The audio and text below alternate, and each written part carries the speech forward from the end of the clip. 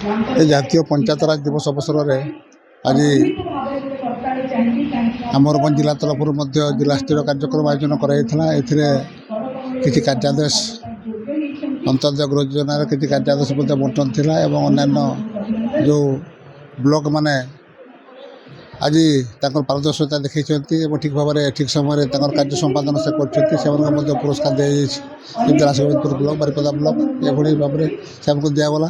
ତ କହିବା କଥା ହେଉଛି ତ୍ରିସ୍ତରୀୟ ପଞ୍ଚାୟତ ରାଜ ବ୍ୟବସ୍ଥାକୁ ସୁଦୃଢ଼ କରିବା ପାଇଁ ବିଶେଷ କରିକି ତ୍ରିସ୍ତରୀୟ ପଞ୍ଚାୟତ ବ୍ୟବସ୍ଥାକୁ ସୁଦୃଢ଼ କରିବା ପାଇଁ ଜାତୀୟ ପଞ୍ଚାୟତ ଦିବସ ସମାରୋହ ଆୟୋଜନ କରାଯାଉଛି ଏବଂ ବିଶେଷ କରିକି এই সেবাটা সর্বনিম্ন গণতান্ত্রিক ব্যবস্থায় সেবাটা সর্বনিম্ন তলস্তরକୁ କେମିତି ପହଞ୍ଚି ପାରିବ ସେଟା ସବୁଠୁ ବଡ଼ କଥା।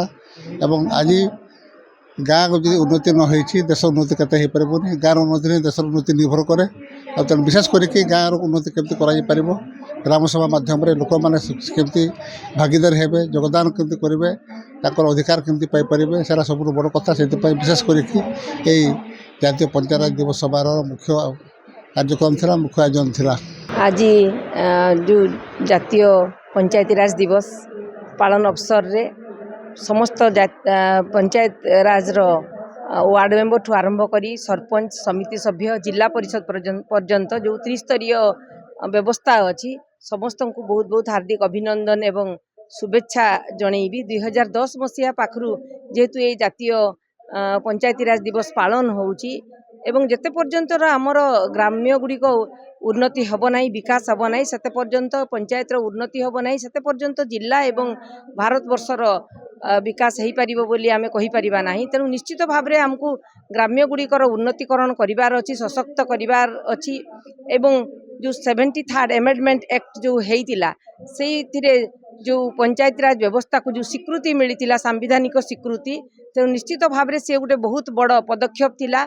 जो ब्लूप्रिंट से आमर दिवंगत प्रधानमंत्री राजीव गांधी जो ब्लूप्रिंट तैयारी करथिले सेति निहाती भाव में मु बहुत धन्यवाद देवी। एवं ता सहित आमर बिजू पट्टनायक जे खास करिकी महिला मानकु 33% आरक्षण देकी विधि व्यवस्था भितर महिला मानकु पंचायती राज रे आनिकी सामिल करथिले।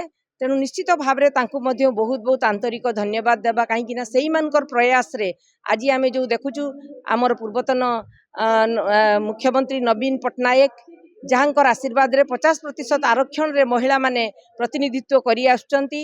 तेणु निश्चित भाव में जितेबले जो सरकार आसचंती से माने जो भलिया भाव में दृढ़ पदक्षेप नैचंती पंचायती राज व्यवस्था को सुदृढ़ करबा पई एवं सेही पंचायती राज व्यवस्था को जदि आमे ग्राम्य स्तर रु सुदृढ़ करबा नाही, पानीय जल एवं विभिन्न जो समस्या अछि ताकू दूर करी एवं महिला मानक पई हमर जो चिल्ड्रेन मानक पई सेही मानक जदि आमे जो भलिया भाव में तांको पई सुबंदोबस्त करि परिबा पंचायत रे, तेणु निश्चित भाव में आमे गुटे कहिबा जे गुटे भलो पंचायत एवं सुदृढ़ पंचायत हेई पारछि आम देश रे बोली। आज होची पवित्र जातीय पंचायत राज दिवस। या को आमे जिला स्तर एवं ब्लॉक स्तर रे सरकार निर्देशन पालन करिछु।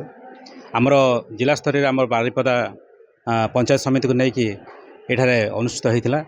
आ प्रति ब्लॉक हेडक्वार्टर मध्य या पालन करा जाउछि। एथिरे आमर हिताधिकारी तथा आपणकर लोकप्रतिनिधि बुद्धिजीवी एमने समस्त पीआरए मेंबर समान सब उपस्थित थिले। तो एथिरे आमर जिला स्तर जदि आम देखा ताले आम आज जो आमर आर्थिक वर्ष 2026-27 पई 3515 जन बेनिफिशियरी अंतर्दय गृह योजनार बेनिफिशियरी को आम सिलेक्शन करछु।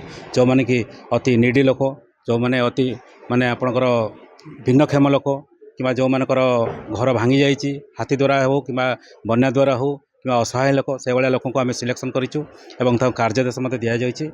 आज तांकर अकाउंट को मध्य आम पैसा छाड़ुचु। प्रथम किस्ती आम 40,000 टंका लेखाएं देवु। आ यहाँ जेहेतु उपयुक्त समय तेणु बेनिफिशियरी मानक आपण थ्रू मु अनुरोध करुच्ची से मैंने घर अति शीघ्र आरंभ करूँ। एवं जेहेतु वर्षा पूर्व आम चेष्टा कले वर्षा पूर्व घरटा को कम्प्लीट कर जो सरकार नियम अच्छी आम 4 मास भर जो घरटा को कम्प्लीट करवा ताले वन शाखा आम 20,000 टंका देवार सुव्यवस्था कर जो कार्यादेश आमर टोटाल हूँ 1,20,000। जदि 4 मास भर कम्प्लीट करेंगे ताले आउ 20,000 टंका दिज्व।